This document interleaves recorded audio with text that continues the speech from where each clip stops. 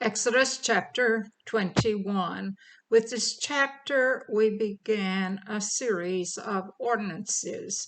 These were well in place by the time of Jesus and were observed.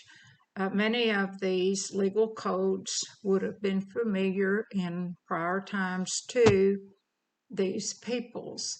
The Ten Commandments are examples of apodictic law. These ordinances are examples of casuistic law, which is based on precedents and is called case law.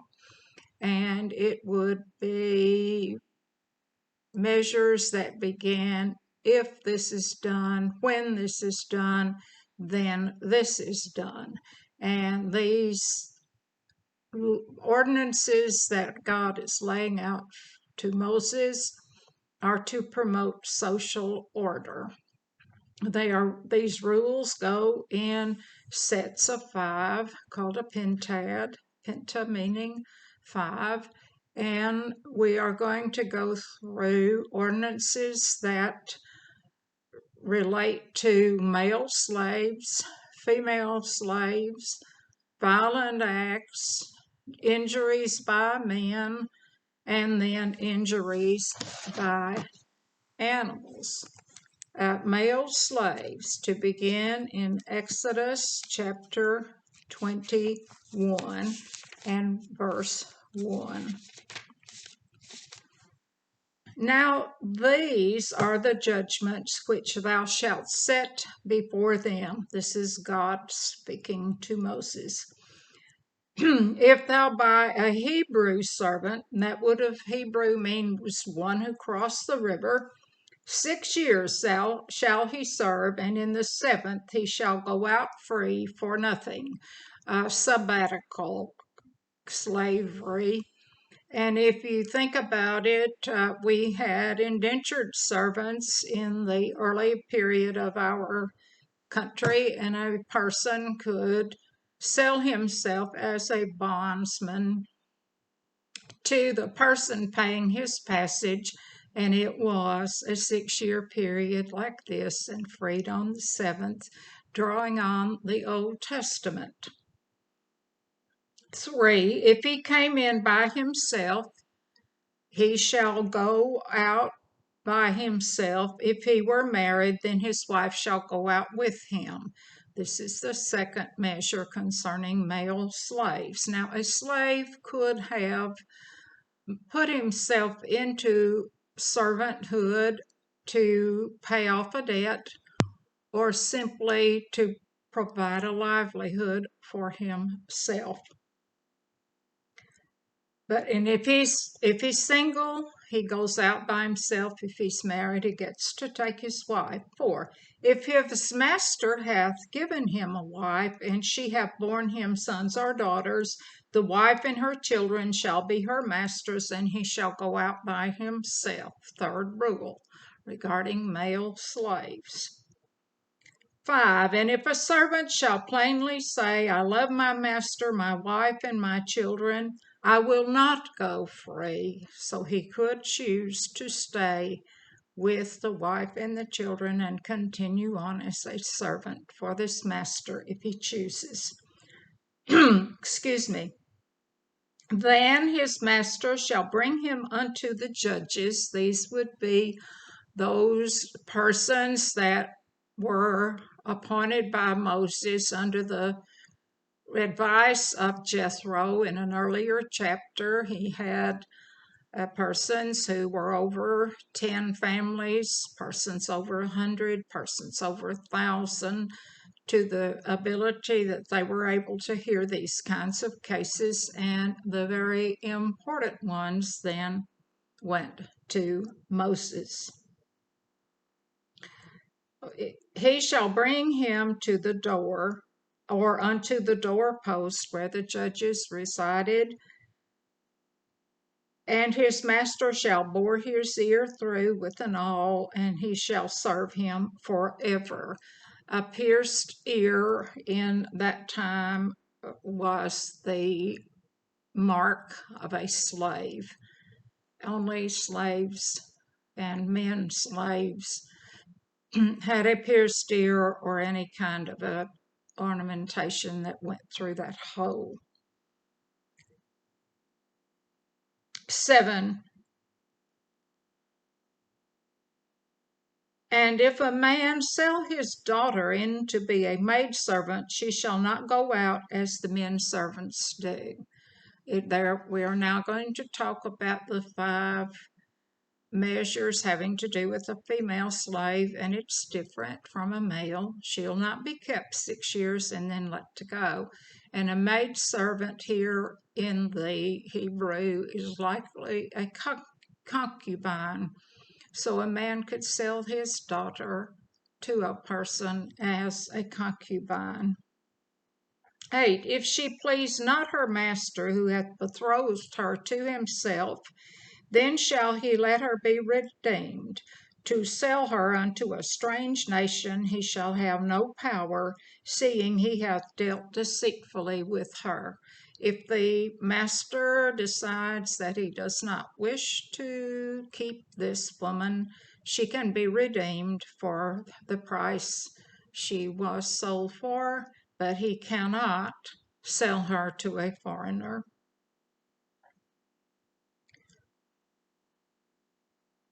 9. And if he have betrothed her unto his son, he shall deal with her after the manner of daughters. If she becomes his daughter-in-law, then she will be treated as a daughter. Now, this betrothal period, we know about that from Joseph and Mary in the New Testament. A period of betrothal was a period between the giving of the dowry for the woman and the actual marriage, and it was considered a contract, social contract. 10. And if he take him another wife, her food, her raiment, and her duty of marriage shall not diminish. Even if he takes another wife, she will stay on and be expected to act as a wife and will be taken care of in the material sense. She will have food and clothing and lodging. 31. And if he do not these unto her, then she shall go out free without money. If he reneges on all of these things, she can leave as a free woman. 12. Now we are going to talk about violent acts, and we will, as we go through here, enumerate those offenses that were capital offenses resulting in the death of the perpetrator. He that smiteth a man so that he die shall be surely put to death. And this is not just an accidental, this is a planned, we would call it a first-degree murder. And you will begin to see when we start into the offenses here, you will see a great many items that are part of our legal system today. It went from the Old Testament into English common law, and from English common law into statutes that are part of our government today. 13. And if a man lie not in wait, and if he hasn't planned it and sneaked up to kill someone, but God deliver him into his hand, then I will appoint thee a place whither he shall flee. In other words, if this is maybe an act of self-defense or some kind of an unplanned murder, maybe even a murder of passion, it has to be in the first degree. It has to be premeditated to carry the capital punishment. So he will have a safe place. And we will learn in later chapters that there were 6 places of sanctuary wherein a person could flee and be safe from the retribution of the family of someone he had killed. Also, later in our history, churches became sanctuary, where we got our word sanctuary for our place of worship. A person who would get in the church and stay, as the Hunchback of Notre Dame in that novel by Dumas. If a person were in the church, he had sanctuary and could not be removed. 14. But if a man come presumptuously upon his neighbor to slay him with guile, thou shalt take him from thine altar that he may die. And this is a going up to a neighbor and to slay him with a guile, for a good reason. Again, premeditation is involved. 15. And he that smiteth his father or his mother shall be surely put to death. This is the second capital offense, hitting a parent. 16. And he that stealeth a man and selleth him, or if he be found in his hand, he shall surely be put to death. Stealing another man's servant, and that servant found, we have capital punishments in place for certain kinds of theft in our legal system today, as a matter of fact. 17. And he that curseth his father or mother, and that word curseth means to do some kind of harm, he shall surely be put to death. The fourth capital crime here.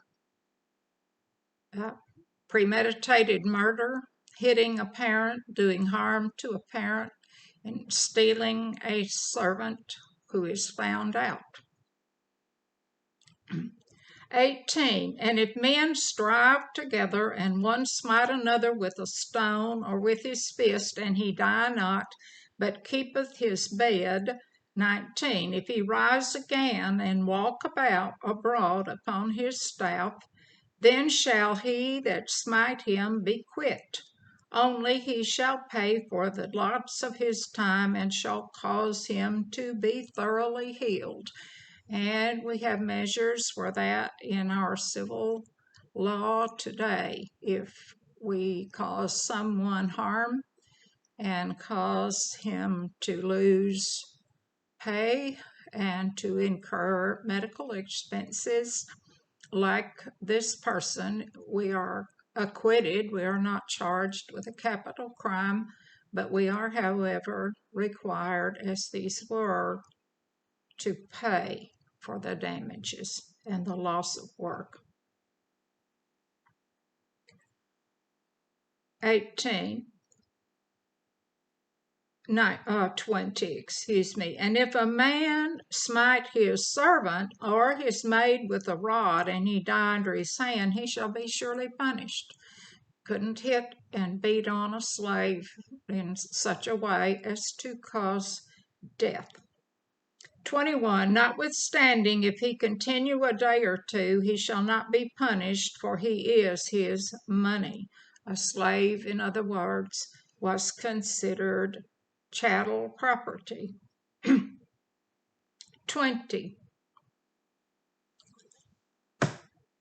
22. If men strive and hurt a woman with child, so that her fruit depart from her, and yet no mischief follow, he shall be surely punished, according as the first woman's husband will lay upon him, and he shall pay as the judges determine. This case will be taken before the judges, and the husband of the woman who lost this child, and that was the only possible result of this being hit, then the husband can say the amount, and this will go before judges who will be sure that this is carried out.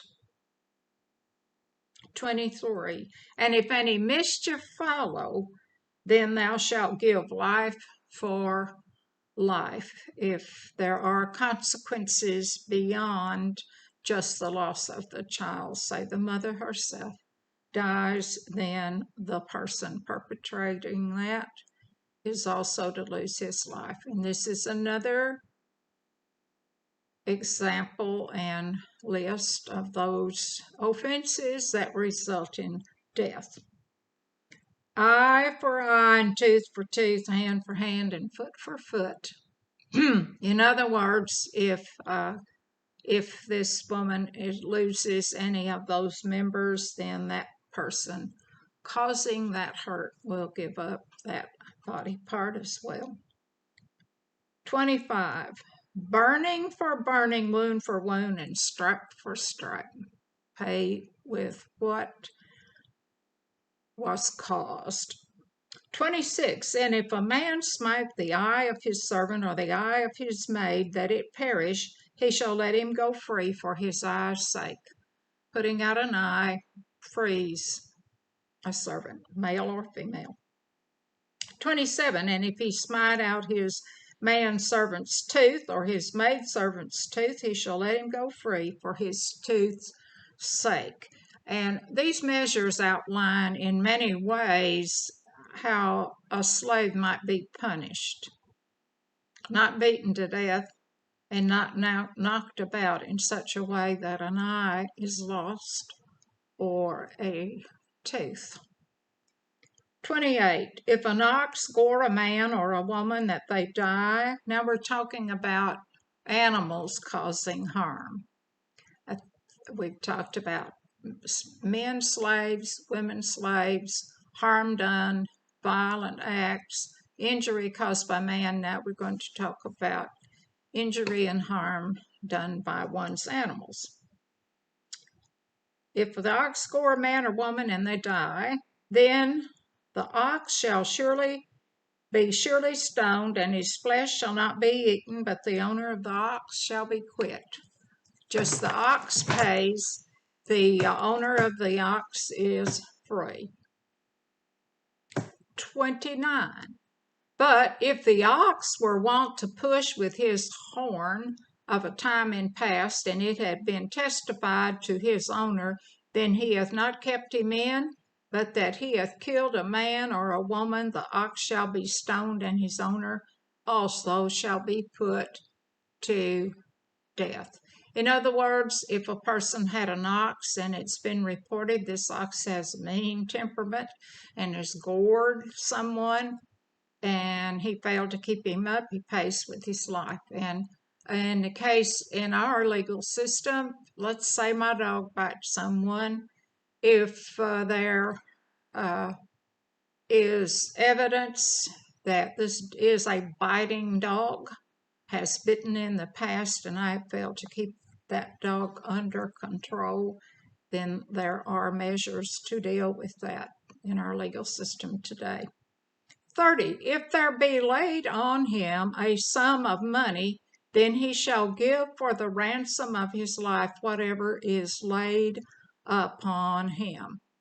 If, in other words, if a sum of money is owed, then he will have to ransom whatever that is that was laid upon him. If he's charged, say, several shekels, then he will have to give that for the ransom for his life, if there's an amount of money that is established by the judges. 31. Whether he have gored a man or have gored a daughter, according to this judgment shall be done unto him. 32. If the ox shall push a manservant or a maidservant, he shall give unto their master 30 shekels of silver, and the ox shall be stoned. 30 pieces of silver is the price of a slave, and was, of course, the amount of money Judas was given to betray Jesus. 33. And if a man shall open a pit, or if a man shall dig a pit and not cover it, and an ox or an ass fall therein, 34, the owner of the pit shall make it good, and give money unto the owner of them, and the dead beast shall be his. He will get to keep the beast, but he will have to pay the owner of the beast for the price of its worth. 35. And if one man's ox hurt another that he die, then shall they sell the live ox and divide the money of it, and the dead ox also they shall divide. So in that case, if one ox lives, they'll divide the price of it between themselves, and they will divide the remains. 36 of the dead one. 36 to conclude chapter 21. Or if it be known that the ox hath used to push in time past, and his owner hath not kept him in, he shall surely pay ox for ox, and the dead shall be his own. If it's proven that this is an ox who has shoved and pushed and caused harm to other animals in the past, then he will have to pay for that ox, but he can keep the dead one. 22. Now we're going to be discussing stealing. 1. If a man shall steal an ox or a sheep and kill it or sell it, he shall restore from oxen for an ox, 5 oxen for an ox, and 4 sheep for a sheep. Stiff penalty. 2. If a thief be found breaking up and be smitten that he die, there shall be no blood be shed for him. In other words, if a thief is caught in the act and he is killed by the person whom he is trying to steal from, there'll be no blood shed. 3. If the sun be risen upon him, there shall be blood shed for him. If the sun comes up, if he lives to the day, for he should make full restitution. If he have nothing, then he shall be sold for his theft. That's one of the ways that a person could go into servitude, was to pay off a debt created by committing thievery. 4. If the theft be certainly found in his hand alive, whether it be ox or ass or sheep, he shall restore it double. If they find a person with a stolen sheep, he has to give 2 sheep back to the owner, or whatever animal it is. 5. If a man shall cause, now we're going to talk about the damage to crops. If a man shall cause a field or vineyard to be eaten, and shall put in his beast, and shall feed in another man's field, of the best of his own field and of the best of his own vineyard shall he make restitution. If he turns in his cattle, sheep, or if they accidentally get in, then he will have to pay for that crop that was eaten with the very best of his grapes and his grain. 6. If fire break out and catch in thorns, such that the stacks of corn or the standing corn of the field be consumed therewith, he that kindleth the fire shall surely make restitution. So getting out and kindling a fire and causing someone's crops, whether they are in harvest or in the field, will have to be paid for. These are just common sense measures holding people responsible and accountable for their acts. 7. If a man shall deliver unto his neighbor money or stuff to keep, now we're talking about being a trustee, and it be stolen out of the man's house, if the thief be found, let him pay double. If I were, for example, housing something to look after for my neighbor and it got stolen, then that thief would have to pay double for it. 8. If the thief be not found, then the master of the house shall be brought unto the judges to see whether he have put his hands into his neighbor's goods.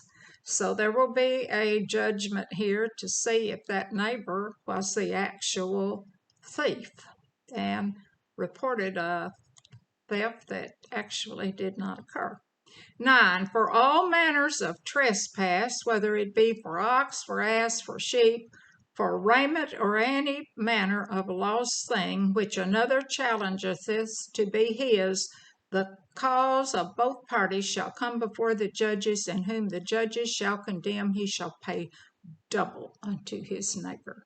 In other words, whatever it is that was taken, doesn't matter if it was just some clothing, it would go for the judges, and the person who lost his goods would be paid double. 10. If a man deliver unto his neighbor an ass or an ox or a sheep or any beast to keep, and it die or be hurt or driven away, no man seeing it. 11. Then shall an oath of the Lord be between them both, that he hath not put his hand upon his neighbor's good, and the owner of it shall accept thereof, and he shall not make it good. So that person who is keeping an animal and it gets away or dies under his care, this will go before the judges, and they will be required to take an oath before God and these judges. And if the owner accepts that, then there will be no retribution for the lost or stolen or dead animal. 12. And if it be stolen from him, he shall make restitution unto the owner thereof. I misspoke there. If he allowed it to get stolen, he'll have to pay for it. But if it just died or a wild animal drove it away, different. 13. If it be torn in pieces, then let him bring it for witness, and he shall not make good that which was torn. It would have been an accidental death of the animal being torn apart, and the carcass would be taken before the judge, who would then hold the person keeping the animal blameless. 14. And if a man borrow aught of his neighbor, that it be hurt or die, the owner thereof being not with it, he shall surely make it good. In other words, if you borrow a man's donkey or at work animal and the owner is not with it, then and something happens to it, it will be replaced. We have civil laws concerning borrowing of property today that go along with these examples here in the Old Testament. 15. But if the owner therewith be with it, he shall not make it good, for it be a hired thing, it came for his hire. In other words, if my neighbor came with his donkey to break up a vineyard place or garden spot, and the animal was hurt or killed, then the person on whose property the animal worked is not held liable. And also that would entail that if a person had paid or rented for the use of this animal and something happened to it, there would be no recompense for damages. 16. And if a man entice a maid that is not betrothed and lie with her, he shall surely endow her to be his wife.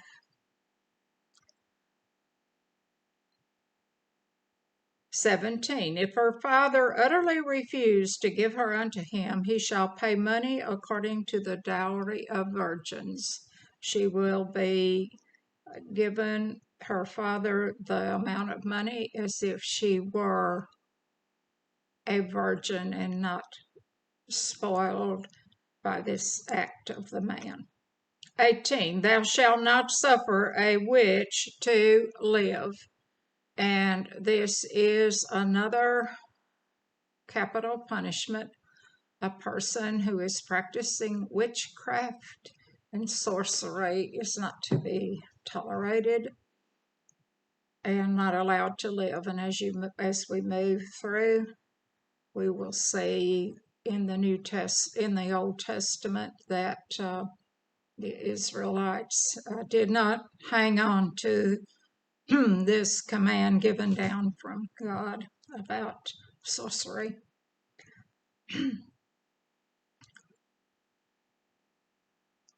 19.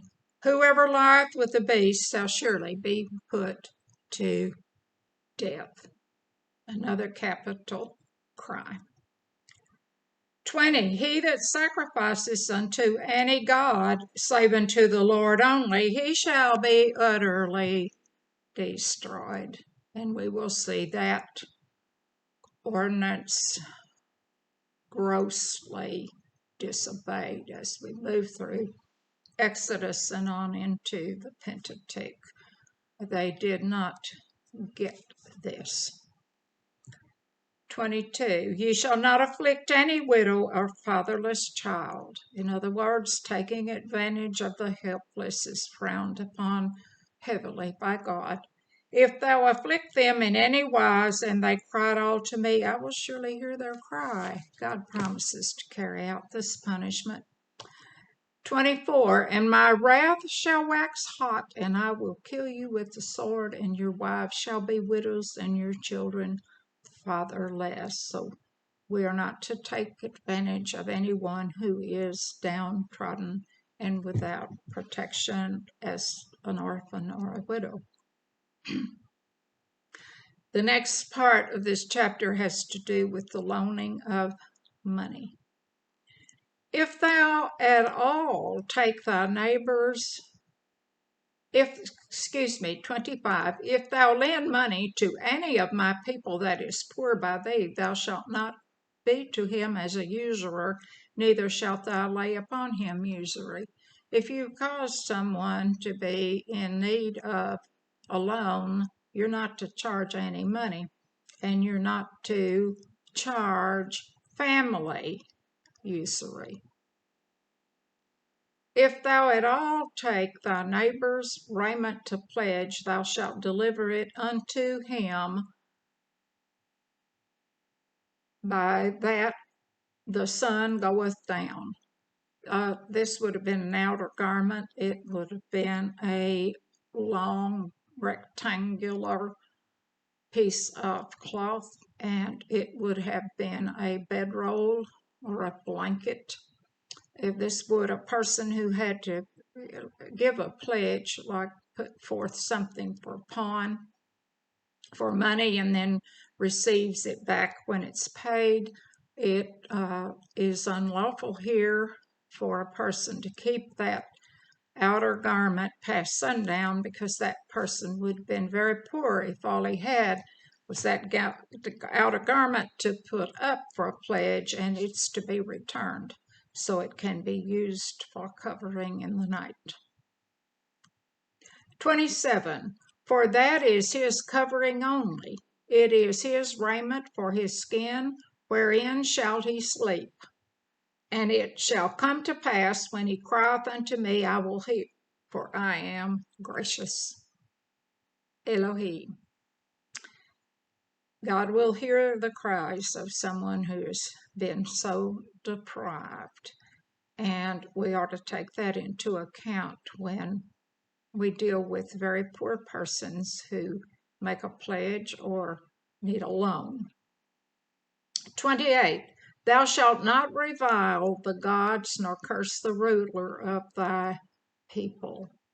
We're not to make fun of the gods or the rulers of thy people.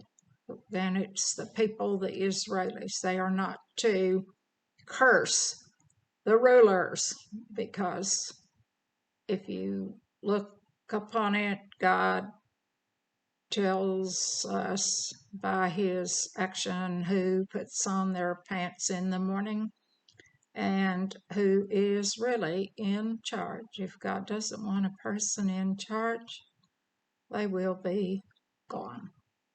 29. Thou shalt not delay to offer the first of the ripe fruits, and of thy liquors the firstborn of thy sons shall thou give unto me. And we covered the sons. Everything that is firstborn belongs to God, and the sons, of course, can be redeemed by sacrificing or offering an animal in the place. 30. Likewise shalt thou do with thine oxen and with thine sheep. 7 days it shall be with his dam, and on the 8th day thou shalt give it to me.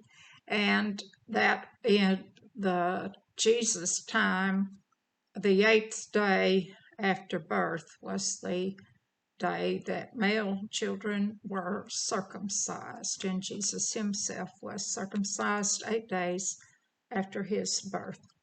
31. And you shall be holy men unto me, neither shall you eat any flesh that is torn of beasts in the field, you shall cast it to the dogs.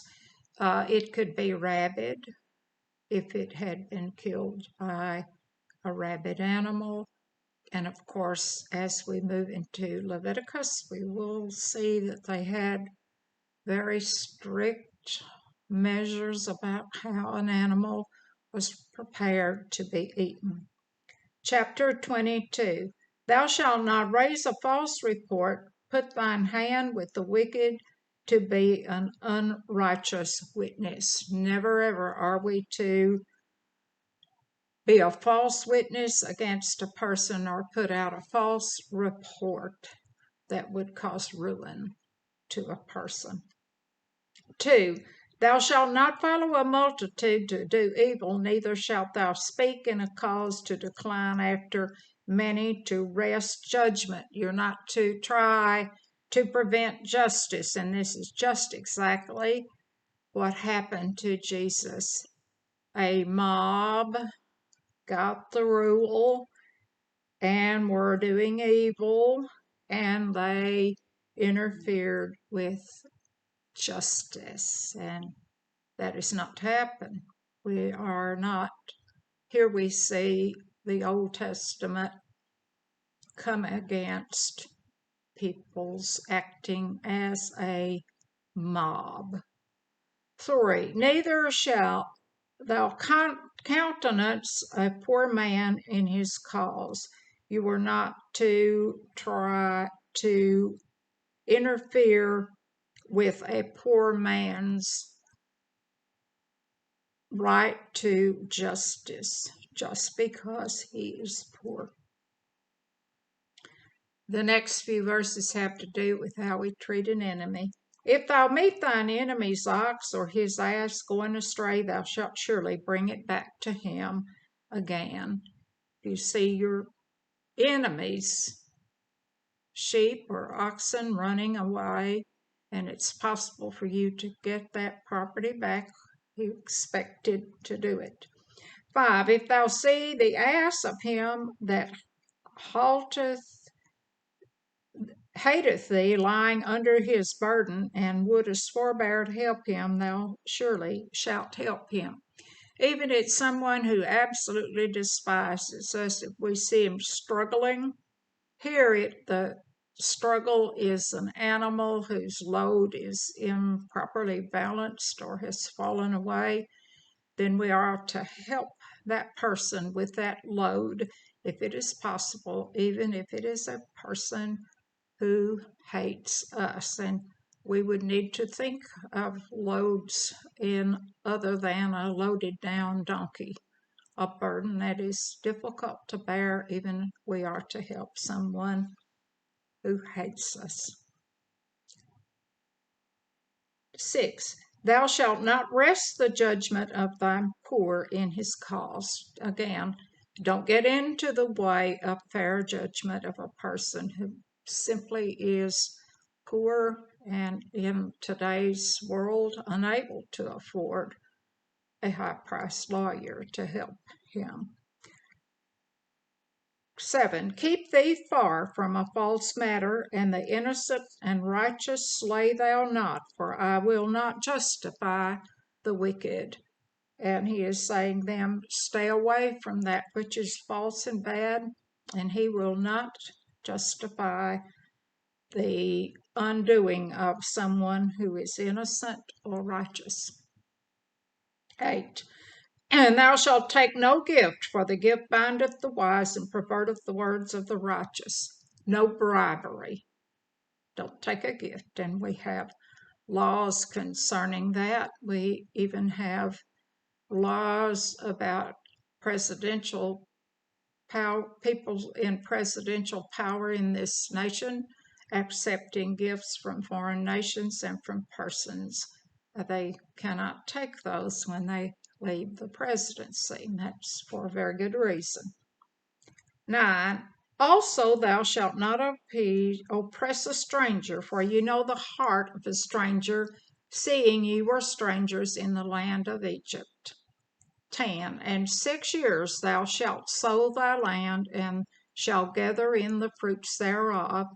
But in the 7th year thou shalt let it rest and lie still, that the poor of thy people may eat what they leave, the beast of the field shall eat.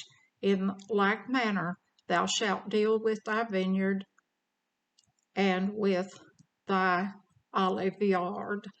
Things were to be laid to have a year of rest every 7th year, and if seed from the harvest or the grape harvest, the grain harvest sprouted up, then the poor and the beast of the poor were welcome to it. In the next verses of this chapter, it takes up the order of worship. We will stop at this point and pick up with verse 12 in our next lesson. This video has been an outreach of the Essex United Methodist Church in Essex, Missouri.